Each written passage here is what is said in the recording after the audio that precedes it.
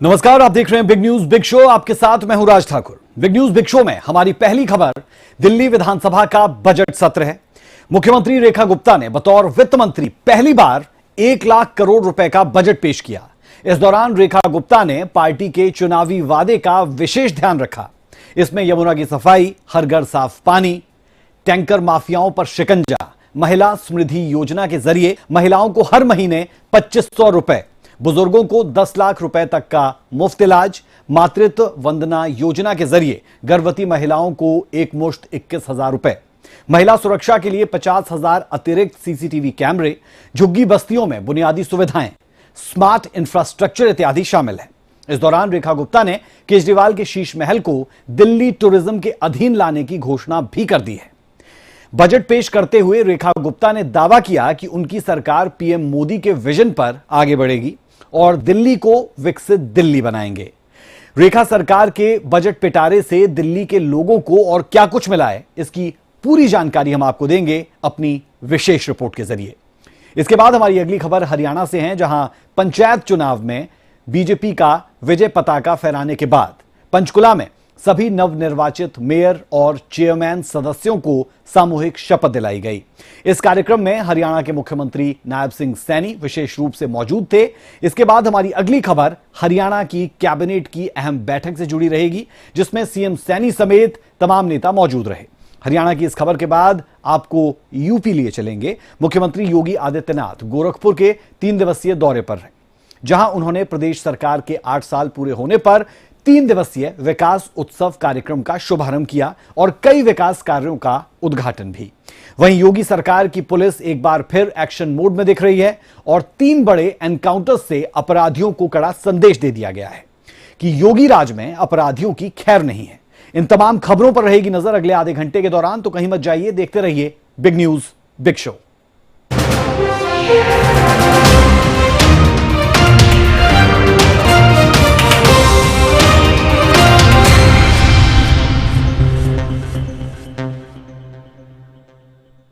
Big news की शुरुआत दिल्ली में रेखा सरकार के बजट की खबर के साथ करेंगे। मुख्यमंत्री रेखा गुप्ता ने बतौर वित्त मंत्री पहली बार 1 लाख करोड़ रुपए का ऐतिहासिक बजट पेश किया है। रेखा सरकार के बजट पिटारे से दिल्ली के लोगों को कई बड़ी सौगातें मिली, लेकिन बजट में पार्टी के चुनाव वादों का भी खास ख्याल रखा गया। रेखा सरकार के बजट पिटारे से किस वर्ग को क्या मिला, हमारी इस विशेष रिपोर्ट में देखें।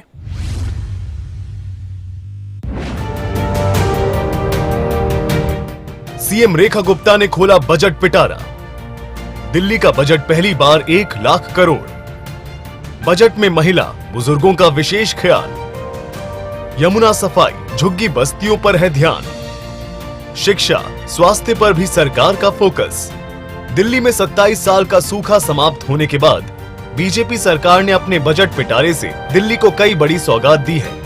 मुख्यमंत्री रेखा गुप्ता ने पहली बार 1 लाख करोड़ रुपए का ऐतिहासिक बजट पेश किया, जिसमें महिला, बुजुर्ग, युवा और व्यापारी हर वर्ग का ध्यान रखा गया है।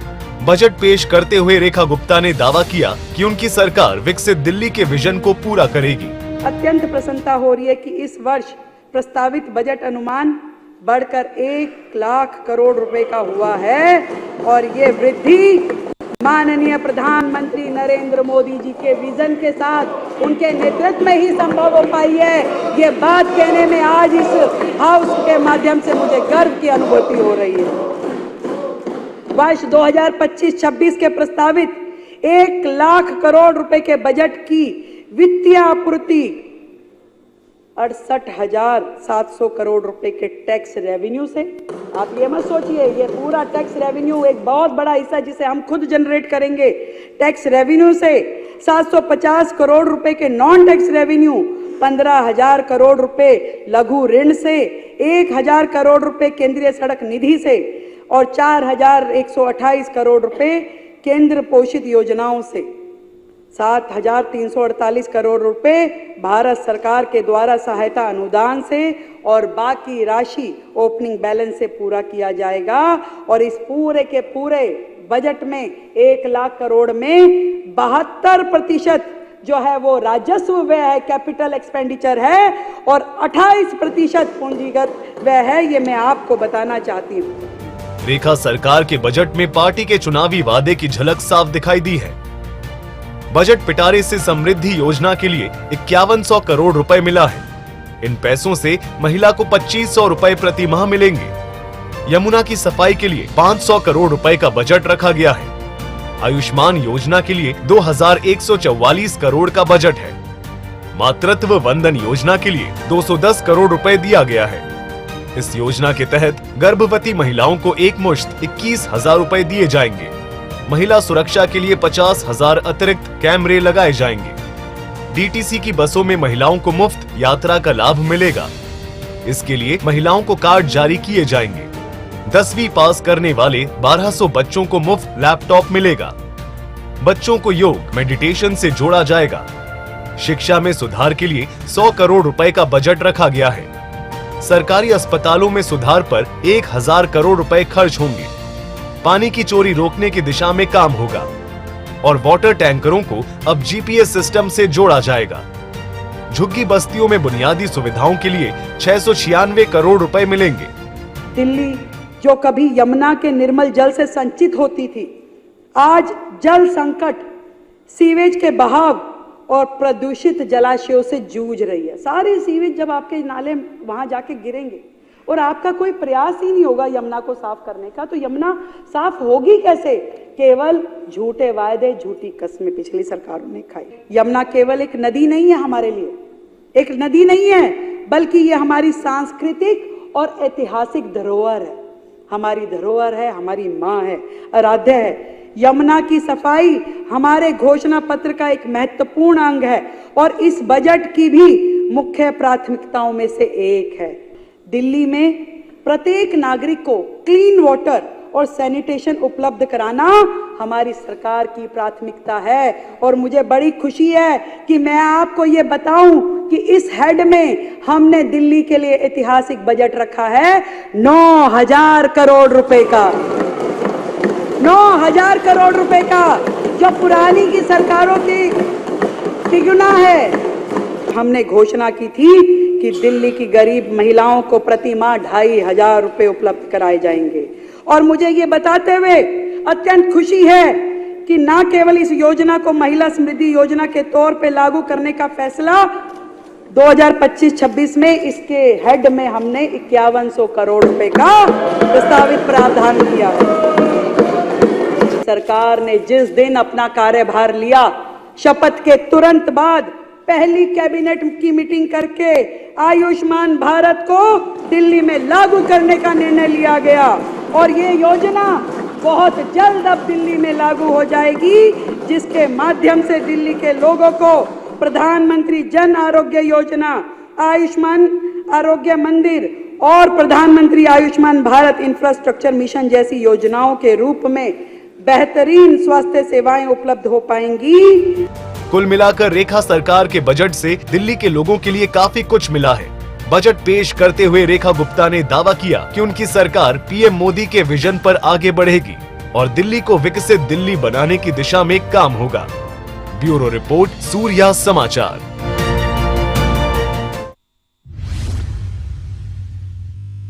दिल्ली का बजट पेश करते हुए रेखा गुप्ता आम आदमी पार्टी को निशाने पर लेना नहीं भूली और शीश महल के मुद्दे पर आप विधायकों को जमकर सुनाया।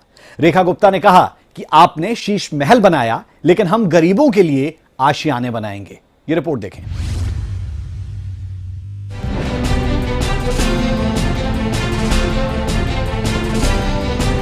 सच में बहुत फर्क है आप में और हम में, बहुत फर्क है। ठीक कह रहे हो, बहुत फर्क है। आप केवल वायदे करते थे, हम वायदे निभाते हैं। आप केवल वायदे करते थे, हम वायदे निभाते हैं। आप पीएम को, एलजी को, दूसरे राज्यों की सरकारों को गाली देते थे, हम मिलके काम करने के इरादे। आपने अपने लिए शीश महल बनवाया, हम गरीबों के घर बनवाएंगे। हम में और आप में बहुत फर्क है, ये कहना है दिल्ली की मुख्यमंत्री रेखा गुप्ता का। दरअसल दिल्ली की मुख्यमंत्री ने बतौर वित्त मंत्री विधानसभा में अपना पहला और 2025-26 का बजट पेश किया तो अंदाज शायराना था। विपक्ष में आम आदमी पार्टी की नेता आतिशी मारलीना और उनकी पार्टी के विधायक थे, तो पक्ष में उत्साह से लवरेज बीजेपी के विधायक और मुख्यमंत्री रेखा गुप्ता। बारी थी दिल्ली की नई नवेली सरकार के बजट पेश करने की, लिहाजा रेखा गुप्ता ने भारी भरकम 1 लाख करोड़ रुपए का बजट पेश किया, जिसमें दिल्ली के चहुमुखी विकास का रोड मैप नजर आया। बात चाहे शिक्षा की हो, स्वास्थ्य की हो, यमुना सफाई की हो, रोड इंफ्रास्ट्रक्चर की हो या फिर हर घर जल पहुंचाने की हो, सभी मुद्दों पर विकास का खाका पेश किया। और अपनी हर बात के बाद केजरीवाल सरकार के बजट और अपने बजट की तुलना करने से भी रेखा गुप्ता पीछे नहीं रही। दरअसल बजट पेश करते हुए सीएम रेखा गुप्ता ने आम आदमी पार्टी के विधायकों की ओर इशारा करते हुए कहा कि हम में और आप में बहुत फर्क है। आपने शीश महल बनवाया, हम गरीबों के लिए घर बनाएंगे। आपने अपने घर में लाखों के टॉयलेट बनवाए, हम झुग्गी बस्तियों के लोगों के लिए शौचालय बनवाएंगे। सुनिए। सच में बहुत फर्क है, आप में और हम में बहुत फर्क है। ठीक कह रहे हो, बहुत फर्क है। आप केवल वायदे करते थे, हम वायदे निभाते हैं। आप केवल वायदे करते थे, हम वायदे निभाते हैं। आप पीएम को, एलजी को, दूसरे राज्यों की सरकारों को गाली देते थे, हम मिलके काम करने के राजी। आपकी पढ़ी लिखी सरकार अपनी बुद्धि का उपयोग षड्यंत्रकारी योजनाएं बनाने में लगाती थी, षड्यंत्रकारी योजनाएं, पढ़ी लिखी सरकार। और हम दिल्ली की समस्याओं के निराकरण में अपनी समझ का उपयोग करने वाले हैं। बहुत फर्क है, बहुत फर्क है सर, बहुत फर्क है। आपने अपने लिए शीश महल बनवाया, हम गरीबों के घर बनवाएंगे।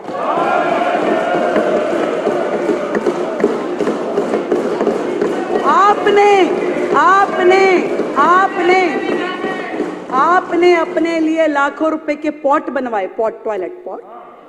हम झुग्गी वालों के लिए शौचालय बनवाएंगे, हम झुग्गी वालों के लिए शौचालय बनवाएंगे, स्नान घर बनवाएंगे। बहुत फर्क है आप में और हम में। आपने दिल्ली से इकट्ठा किया हुआ राजस्व, टैक्स का पैसा पूरे देश की एडवर्टाइजमेंट करने में खर्च किया, दूसरे राज्यों में जाके चुनाव लड़ने के लिए खर्च किया। पहला मुख्यमंत्री है भाई, पहला मुख्यमंत्री जो एक राज्य का मुख्यमंत्री है और प्रधानमंत्री बनने के लिए कूद के यहाँ जाऊंगा, वहां जाऊंगा, यहाँ जाऊंगा। है ना? बहुत फर्क है सर, बहुत फर्क है आप में और हम में। बात शीश महल की भी हुई तो झुग्गी बस्ती में रहने वाले गरीबों के लिए आवास और शौचालय की भी हुई। बजट पेश करते हुए मुख्यमंत्री रेखा गुप्ता जब पर्यटन क्षेत्र में धन आवंटन की घोषणा कर रही थीं, तभी एक बार फिर से शीश महल का जिक्र आया। तो मुख्यमंत्री महोदया के पीछे बैठे विधायकों ने चुटकी लेते हुए कहा कि शीश महल को भी पर्यटन स्थल बना दीजिए, जिस पर सीएम रेखा गुप्ता ने मुस्कुराते हुए जवाब दिया, हाँ, शीश महल को भी टूरिज्म सर्किट में शामिल करेंगे, टिकट लगेगी, लोग देखने भी आएंगे। हम दिल्ली में वार मेमोरियल, कर्तव्य पथ, प्रधानमंत्री संग्रहालय, नया संसद भवन, अमृत उद्यान, ऐसी अनेक यशोभूमि, भारत मंडपम, इतनी चीजें जो दिल्ली में नई बनी हैं, उन सबको भी इस पर्यटन सर्किट में विकसित करके शामिल करें। देखें तो सही देश कि दिल्ली में कहां तक विकास हुआ है।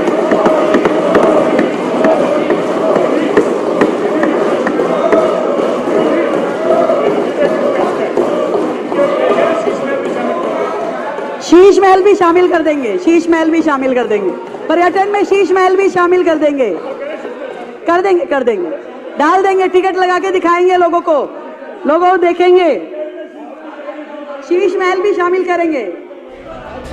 दरअसल बीजेपी ने दिल्ली चुनाव में शीश महल को बड़ा मुद्दा बनाया था, जिसमें अरविंद केजरीवाल की जमकर किरकिरी हुई थी।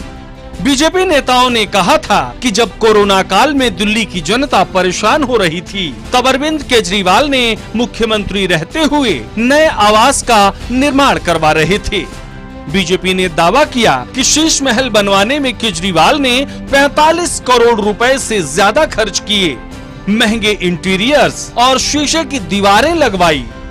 अरविंद केजरीवाल ने इसे निजी सुख सुविधा के लिए तैयार करवाया। बहरहाल बीजेपी की सरकार बनने के बाद से ही रेखा गुप्ता ने ऐलान किया था कि वो फ्लैग स्टाफ रोड स्थित शीश महल में नहीं रहेंगी। कहा यह भी जा रहा है कि शीश महल को स्टेट गेस्ट हाउस बनाया जा सकता है। ब्यूरो रिपोर्ट, सूर्या समाचार।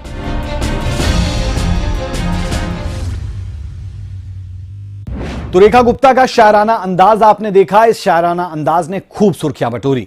अब खबर हरियाणा से। पंचकुला में प्रदेश के नवनिर्वाचित मेयर और चेयरमैन सदस्यों को सामूहिक शपथ दिलाई गई। इस मौके पर प्रदेश के मुख्यमंत्री नायब सिंह सैनी विशेष रूप से उपस्थित रहे। अपने संबोधन में नायब सिंह सैनी ने दावा किया कि प्रदेश में ट्रिपल इंजन की सरकार पीएम मोदी के विजन पर काम करेगी।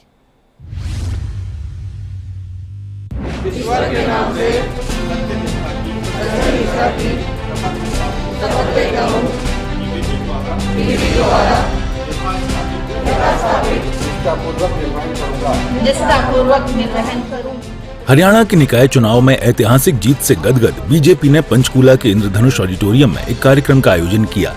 इस दौरान सभी नवनिर्वाचित मेयर और चेयरमैन सदस्यों को शपथ दिलाई गई।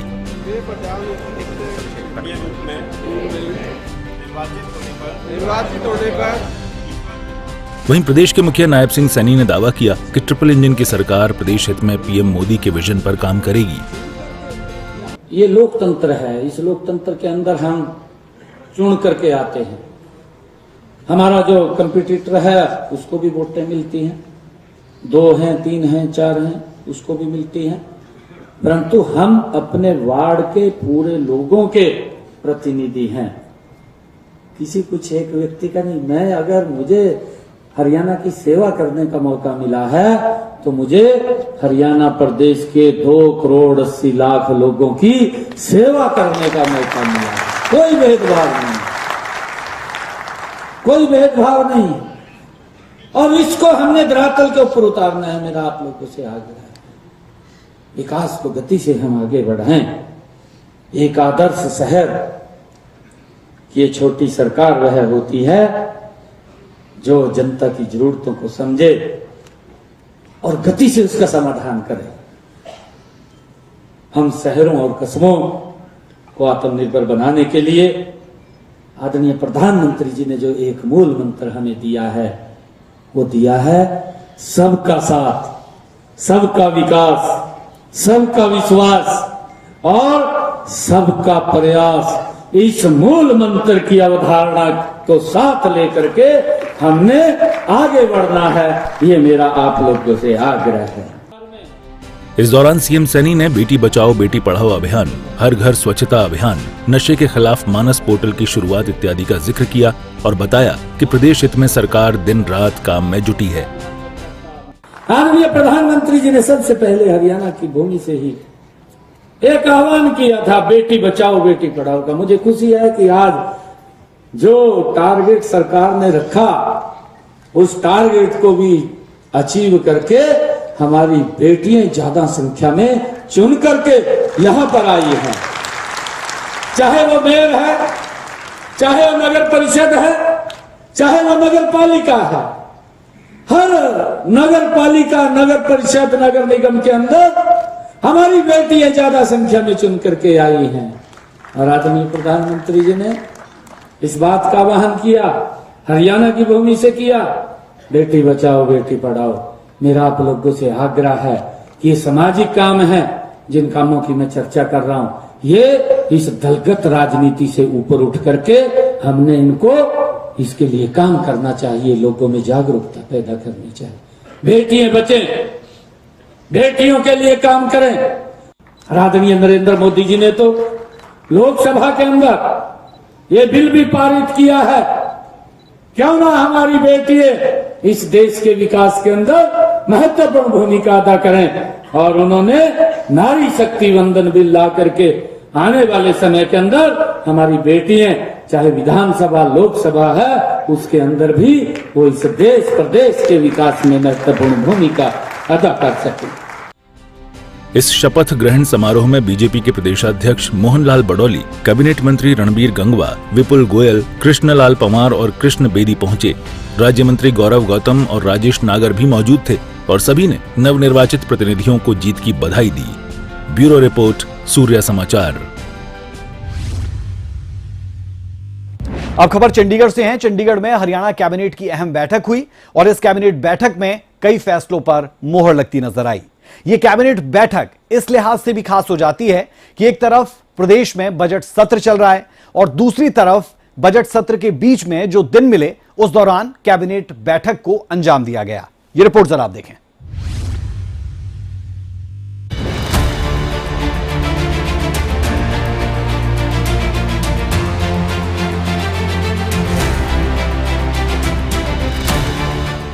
चंडीगढ़ में हरियाणा कैबिनेट की अहम बैठक हुई, जिसमें कई अहम मुद्दों पर सरकार की मुहर लगी है। बैठक के बाद सीएम नायब सैनी ने इसकी जानकारी देते हुए कहा कि हरियाणा आत्मनिर्भर टेक्सटाइल पॉलिसी 2022 को बढ़ाकर 18 दिसंबर 2026 तक किया गया है। कैपिटल इन्वेस्टमेंट सब्सिडी योजना के तहत कैप को हटा दिया गया है। टेक्सटाइल इंडस्ट्री को विकसित करने पर विशेष ध्यान दिया जा रहा है। अब तक 108 प्रोजेक्ट को मंजूरी दी गई है, जिसमें 1800 करोड़ का निवेश हुआ है और 10,000 से अधिक युवाओं को रोजगार मिला है। केवल 86 प्रोजेक्टों को ही मंजूरी दी जा सकती थी। अब ये कैप हटने से इसको ओपन कर दिया है, इसकी सीमा को हटा दिया है। अब इसके ऊपर कोई दिक्कत नहीं है, क्योंकि कृषि के बाद टेक्सटाइल उद्योग दूसरा सबसे बड़ा उद्योग है, जिसमें सबसे ज्यादा रोजगार मिलता है। हमने हरियाणा में पानीपत, गुरुग्राम, फरीदाबाद और सोनीपत में जो हमारे टेक्सटाइल इंडस्ट्री, कपड़ा उद्योग हैं, को विकसित करने पर भी हम विशेष ध्यान दे रहे हैं। हरियाणा की यह कपड़ा नीति देश के यशस्वी प्रधानमंत्री आदरणीय नरेंद्र मोदी जी के 5F vision, farm, fibre, factory, fashion और फॉरेन पर ये आधारित है। कैबिनेट बैठक में व्यापारियों के लिए वन टाइम सेटलमेंट स्कीम की शुरुआत को मंजूरी मिली है। सीएम नायब सैनी ने कहा कि इससे छोटे करदाताओं को लाभ मिलेगा। 10 लाख रुपए तक के बकाया टैक्स पर 1 लाख रुपए की छूट मिलेगी। साथ ही नायब सैनी ने कहा कि अब सरकारी विभागों के तर्ज पर निकायों में ग्रुप ए, बी के बराबर सभी पद HPSC के माध्यम से भरे जाएंगे। हमारे छोटे करदाताओं को लाभ मिलेगा। इस योजना के तहत 10 लाख रुपए तक के बकाया टैक्स पर 1 लाख रुपए की छूट मिलेगी और उसका पूरा का पूरा ब्याज और पेनल्टी, वो जुर्माने की, वो सब उसकी पूरी की पूरी माफ होगी, उससे छूट मिलेगी।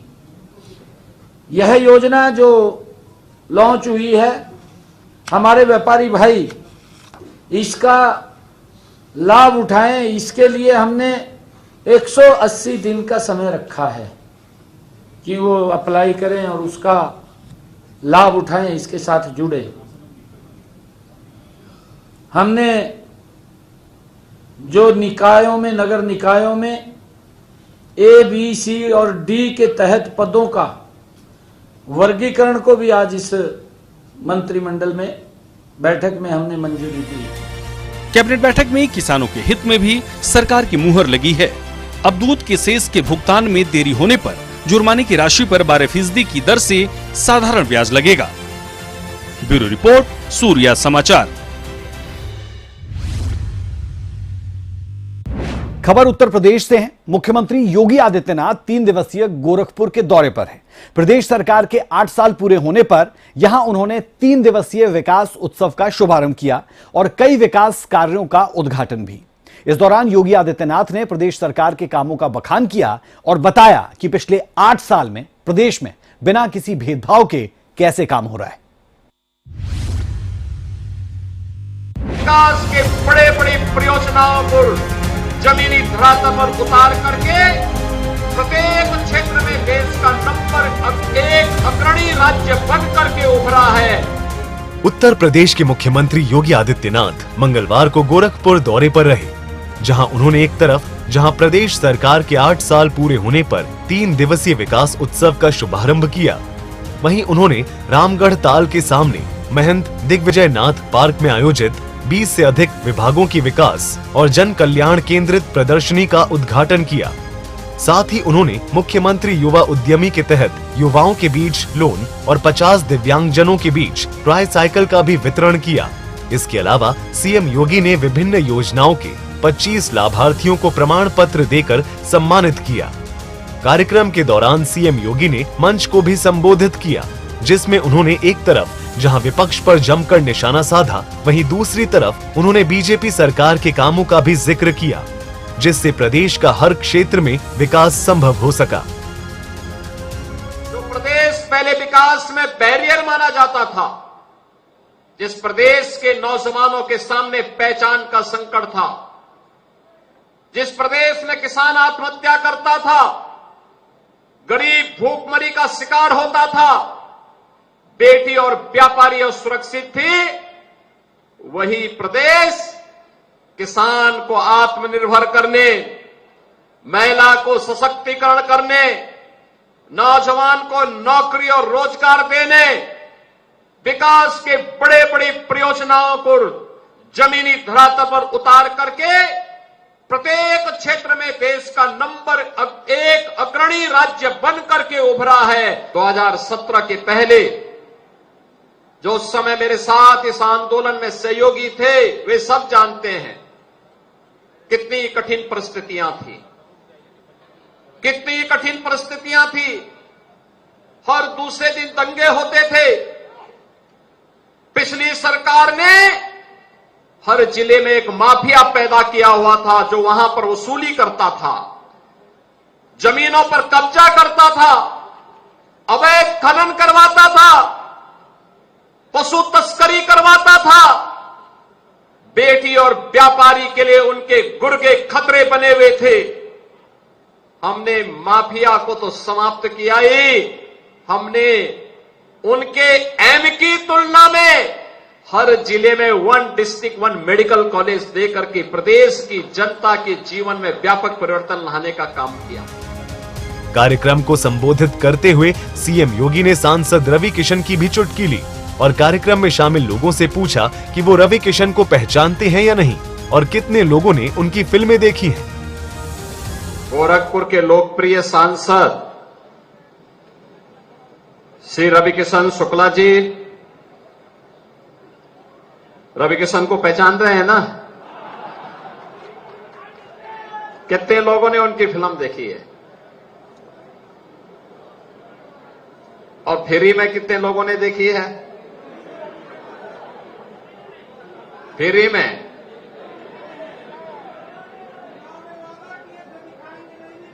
अरे अब गर्मियों की छुट्टी में दिखाएंगे ना।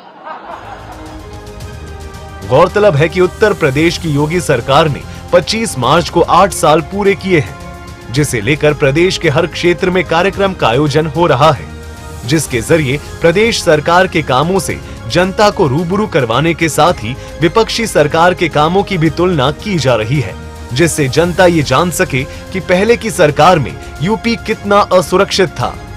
ब्यूरो रिपोर्ट, सूर्या समाचार। अब खबर यूपी पुलिस के एक्शन को लेकर। प्रदेश में 3 अलग अलग जगहों पर पुलिस और बदमाशों के बीच मुठभेड़ हुई, जिसमें पुलिस की गोली से बदमाश घायल हैं। इनमें बुलंदशहर में पुलिस ने एक इनामी बदमाश के पैर में गोली मारकर उसे गिरफ्तार किया। मेरठ में दरोगा का पिस्टल छीनकर भाग रहे बदमाश के पैर में गोली लगी। तो वहीं मुरादाबाद में 2 बदमाशों के पैर में गोली लगी है। गोलियों की धाएं धाएं पर यह रिपोर्ट देखें।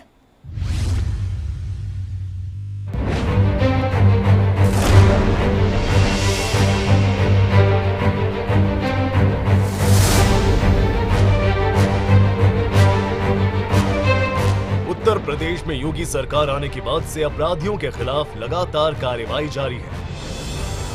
इसी बीच एक बार फिर उत्तर प्रदेश की पुलिस ने बुलंदशहर, मेरठ और मुरादाबाद में बड़ी कार्रवाई की है। बुलंदशहर में सिकंदराबाद पुलिस और स्वाट टीम ने मुठभेड़ में 15,000 के इनामी बदमाश को गिरफ्तार किया है, जिसकी जानकारी सिकंदराबाद सर्किल ऑफिसर पूर्णिमा सिंह ने दी। पूर्णिमा सिंह ने बताया कि पुलिस टीम कावरा रोड पर नॉर्मल स्कूल के पास वाहनों की जांच कर रही थी। इस दौरान बाइक पर सवार 2 संदिग्ध दिखाई दिए। पुलिस ने उन्हें रोकने का इशारा किया, लेकिन वे बाइक मोड़कर भागने लगे। कुछ दूर जाकर उनकी बाइक फिसल गई। बदमाशों ने खुद को घिरा देख पुलिस टीम पर फायरिंग कर दी। पुलिस की जवाबी कार्रवाई में एक बदमाश के पैर में गोली लग गई। दूसरा बदमाश अंधेरे का फायदा उठाकर जंगल की तरफ भाग निकला। पुलिस उसकी तलाश कर रही है। 2025 की देर रात्रि थाना सिकंदराबाद पुलिस नॉर्मल स्कूल के पास चेकिंग कर रही थी। इसी दौरान पुलिस पार्टी के द्वारा 2 संदिग्ध बाइक सवार व्यक्तियों को रुकने का इशारा किया गया। इस पर उक्त व्यक्तियों के द्वारा भागने का प्रयास किया गया एवं पुलिस पार्टी के ऊपर फायरिंग की गई। आत्मरक्षा पुलिस के द्वारा फायरिंग में एक बदमाश घायल हो गया है। इसकी पहचान साजिद उर्फ साहिल निवासी दिल्ली के रूप में हुई है। वहीं मेरठ में भी पुलिस और बदमाश के बीच मुठभेड़ देखने को मिला। बताया जा रहा है कि पुलिस आरोपी को गिरफ्तार कर मेडिकल कराने जा रही थी। इसी दौरान उसने दरोगा की पिस्टल छीन ली और फायरिंग करते भागने लगा। पुलिस ने जवाबी फायरिंग की, जिससे उसके पैर में गोली लग गई और वो घायल हो गया, जिसे इलाज के लिए मेडिकल कॉलेज में भर्ती करा दिया गया है। मुरादाबाद में भी गोकशी करने जा रहे बदमाशों की पुलिस से मुठभेड़ हो गई। बाइक सवार बदमाशों ने पुलिस टीम पर फायरिंग कर दी, जिसके जवाब में पुलिस ने भी जवाबी कार्रवाई की। इस मुठभेड़ में दोनों आरोपियों के पैरों में गोली लगी, जिसके बाद पुलिस ने उन्हें गिरफ्तार कर लिया है और आगे की कार्रवाई में जुट गई है। कटघर अपनी टीम के साथ थाना मुड़ा पांडे के बॉर्डर पर चेकिंग कर रहे थे। वहाँ 2 बाइक पर कुछ संदिग्ध व्यक्ति दिखे। इन्होंने उनको रोक करके पूछताछ करने का प्रयास किया। ये लोग रोके नहीं, भागे और पुलिस की टीम पर फायर किया। एक बाइक पे जो 2 व्यक्ति थे, इन लोगों ने पुलिस की टीम पर अटैक किया। इसमें जवाबी कार्रवाई हुई और इसमें ये दोनों घायल हुए। तत्काल इनको हम लोगों ने वहां से अस्पताल के लिए शिफ्ट किया और इनसे पूछताछ की गई। एक ने अपना नाम नावेद और दूसरे ने अपना नाम अनवर बताया। ये दोनों गाँव करणपुर थाना मुड़ा पांडे के रहने वाले हैं। इनके पोजीशन से तमंचा भी बरामद हुआ, जो इन लोगों ने पुलिस टीम पे फायर करने में यूज किया था, और खोखा कारतूस, जिंदा कारतूस भी बरामद हुआ है। गौरतलब है कि सरकार में आने के बाद सीएम योगी ने अपराधियों को सख्त चेतावनी दी थी कि वो अपराध छोड़ दें, नहीं तो उन्हें बख्शा जाएगा।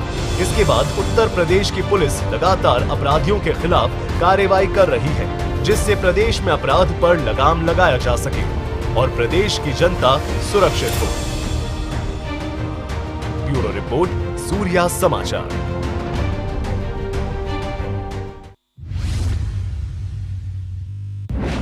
बिग न्यूज बिग शो में अभी के लिए हमारा और आपका साथ इतना ही। मुझे मेरी पूरी टीम को दें इजाजत। खबरों का सिलसिला सूर्या समाचार पर बदस्तूर जारी है। नमस्कार।